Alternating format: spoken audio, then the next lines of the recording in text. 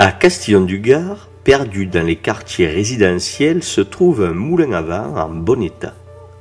Peut-être en a-t-on également construit un ici, dans le village, face au Mistral. Cette tour ronde n'existait pas en 1838 lorsque fut confectionné le cadastre, ce qui prouve que sa construction est postérieure. Or, une telle construction à cette époque ne pouvait être que la base d'un moulin à vent dont une partie a été intégrée dans une maison de village comme on peut l'observer ailleurs. Mais revenons à nos moulins. Le moulin à vent semble faire son apparition au XVe siècle dans le Midi et suivre des Italiens qui en nombre sont venus s'installer et combler les trous démographiques laissés par le passage de la peste noire. L'apparition des moulins à vent est également significative d'une mutation climatique majeure. En effet, au XIIIe siècle, on trouvait des moulins un peu partout.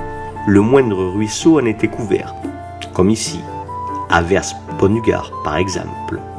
Parfois, il pouvait y avoir des enfilades de moulins sur un petit rue, que des règlements alambiqués protégeaient de la discorde pour l'usage de l'eau.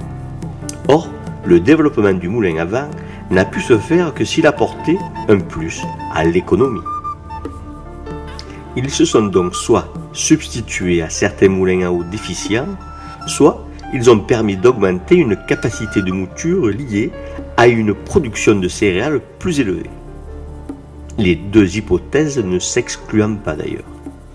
D'abord, il est clair que la production de céréales a nettement augmenté au XVIe siècle parallèlement au croît de la population.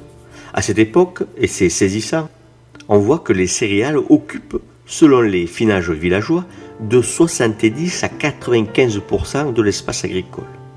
De la monoculture céréalière ou presque. Mais last but not least, à la fin du XVe siècle, l'Europe et le monde entrent dans ce que l'on a appelé le petit âge glaciaire.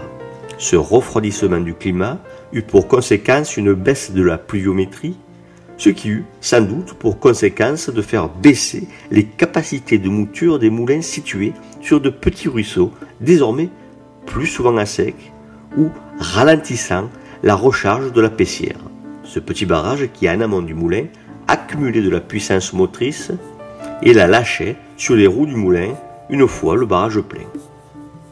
Pour résumer donc, on dira que l'apparition du moulin à vent se fit en raison de la nécessité d'augmenter les capacités de mouture des blés et pour pallier la baisse de productivité d'un certain nombre de moulins à eau touchés par le changement climatique.